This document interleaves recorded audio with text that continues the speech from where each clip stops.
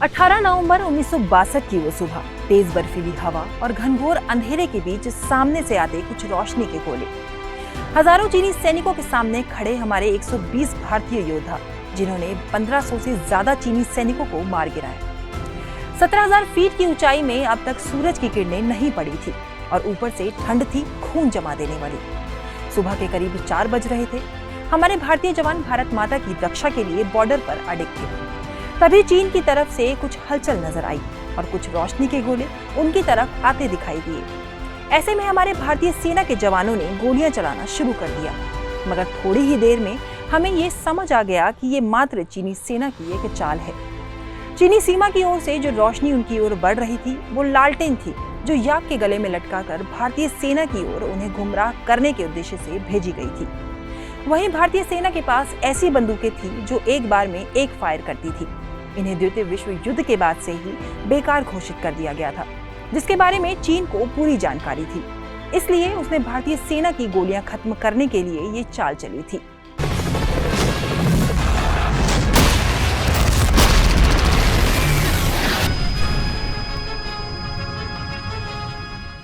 जरा याद करो कुर्बानी के इस शो में आज आपको इस युद्ध के बारे में बताएंगे और सुनाएंगे इस युद्ध को कमांड करने वाले मेजर शैतान सिंह के वीरता से लड़ने की कहानी। उससे पहले हमारे चैनल को सब्सक्राइब कर लें और इस वीडियो को ज्यादा से ज्यादा शेयर कीजिए, क्योंकि हमारे देश के वीरों और उनके शौर्य को जानना देश के हर नागरिक के लिए बेहद जरूरी है। हमारे सामने थी दुश्मनों की बड़ी संख्या जो लैस थी सेल्फ लोडिंग राइफल्स और भारी मात्रा में असला बारूद से, और हमारी सेना के पास थी आउटडेटेड 303 बंदूकें और थोड़ा गोला बारूद। इसके बाद मेजर शैतान सिंह ने वायरलेस पर अपने कमांडिंग ऑफिसर को इस युद्ध के बारे में जानकारी दी और उनसे मदद मांगी, जिसके बाद कमांडिंग ऑफिसर ने तुरंत कोई भी सैन्य मदद देने पर अपने हाथ खड़े कर दिए और उन्हें पीछे हटने को कह दिया। अब पीछे हटने का मतलब था पीठ दिखाकर भागना, जो मेजर शैतान सिंह को बिल्कुल मंजूर नहीं था। उन्होंने अपनी सैन्य टुकड़ी के साथ युद्ध की पूरी स्थिति के बारे में बात की और साथ ही सैनिकों को मौका दिया कि दुश्मन संख्या में हमसे काफी ज्यादा है। अगर कोई पीछे हटना चाहता है तो हट सकता है, मगर मैं पीठ दिखाकर नहीं भागूंगा। इस पर बाकी सैनिकों ने भी मेजर शैतान सिंह के साथ दुश्मनों का डटकर सामना करने की ठानी और उतर गए युद्ध भूमि में। क्योंकि गोलियां कम थी, इसलिए रणनीति बनाई गई कि फायरिंग रेंज में आने पर ही दुश्मन पर गोली चलाई जाएगी, और ऐसा ही किया गया। कुछ देर की गोलीबारी के बाद रणभूमि में शांति छा गई। सात पलटन की ओर से संदेश मिला कि हमने चीनी सैनिकों को खदेड़ दिया है और सभी जवान सुरक्षित हैं। इतने में ही चीनियों का एक गोला भारतीय बंकर में आकर गिरा, जिस पर मेजर शैतान सिंह ने तुरंत मोटर दागने के आदेश दे दिए। इसके बाद चीनी कुछ देर के लिए पीछे हट गए और थोड़ी ही देर बाद दुश्मन ने भारतीय चौकियों पर एक साथ गोलीबारी करना शुरू कर दिया।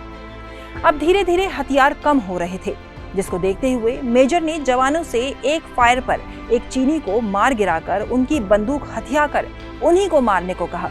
जिसके बाद फिर से हमारे जवान चीनियों पर भारी पड़ने लगे और अब इसके जवाब में चीनी दोगुनी ताकत के साथ अधिक संख्या में वापस लौटे। चारों ओर जबरदस्त बम्बार्डिंग होने लगी, जिसमें भारत के तीनों पलटन के बंकर तबाह हो गए। सफेद बर्फीला मैदान खून से लथपथ हो गया, जिसके बाद चीनी सैनिक हमारे बचे हुए सैनिकों पर हमला बोलने के लिए टूट पड़े। इसी बीच मेजर शैतान सिंह के हाथ में शेल का टुकड़ा लग गया, जिसके बाद एक सिपाही ने उनके हाथ में पट्टी की और उन्हें आराम करने को कहा। मगर घायल मेजर ने मशीन गन मंगाई और उसके ट्रिगर को रस्सी से अपने पैर पर बंधवा लिया और उसी रस्सी की मदद से पैर से ही फायरिंग करना शुरू कर दिया। उसी दौरान एक गोली मेजर शैतान सिंह के पेट पर जा लगी, जिसके बाद उनका काफी खून बहने लगा और साथ ही बार बार उनकी आंखें बंद भी होने लगी। मगर फिर भी शरीर में खून के आखिरी कतरे तक मेजर शैतान सिंह लड़ते रहे और दुश्मनों पर गोलियां बरसाते रहे। घायल मेजर ने सूबेदार रामचंद्र यादव को नीचे बटालियन के पास जाने को कहा, मगर सूबेदार अपने मेजर को चीनियों के हाथ नहीं लगने देना चाहते थे। इसलिए उन्होंने शैतान सिंह को अपनी पीठ पर बांधा और बर्फ में नीचे की ओर लुढ़का दिया। कुछ नीचे आने के बाद उन्होंने मेजर शैतान सिंह को एक पत्थर के सहारे लेटा दिया। तेज बर्फीली हवाओं के बीच मेजर शैतान सिंह ने 8 बजे के आसपास आखिरी सांस ली, जिसके बाद सूबेदार रामचंद्र ने हाथ से बर्फ को खोदकर एक गड्ढा किया और अपने मेजर के पार्थिव शरीर को वहां डालकर ऊपर से बर्फ से ढक दिया। कुछ समय बाद जब युद्ध खत्म हुआ तो इस इलाके को नो मैंस लैंड घोषित कर दिया गया, जिसके बाद रेजांगला में कोई नहीं गया। इसी कारणवश किसी को पता ही नहीं चला कि इन जवानों के साथ क्या हुआ।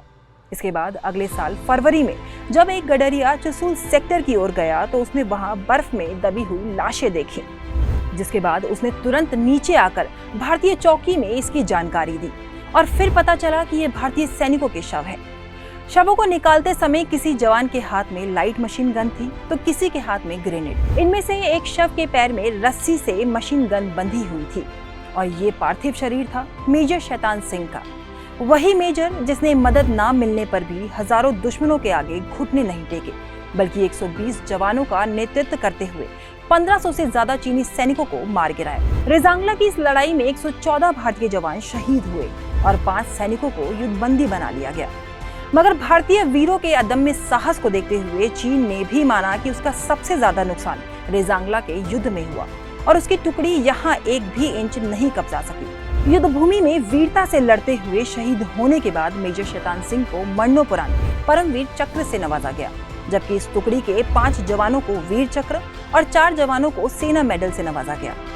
शहीद हुए इन योद्धाओं में से किसी की भी पीठ पर गोली नहीं लगी थी, यानी कि हमारा कोई भी जवान युद्ध भूमि से पीठ दिखाकर नहीं भागा, बल्कि सभी लड़ते हुए शहीद हुए। देवभूमि न्यूज इन वीर जवानों को दिल से करता है नमन।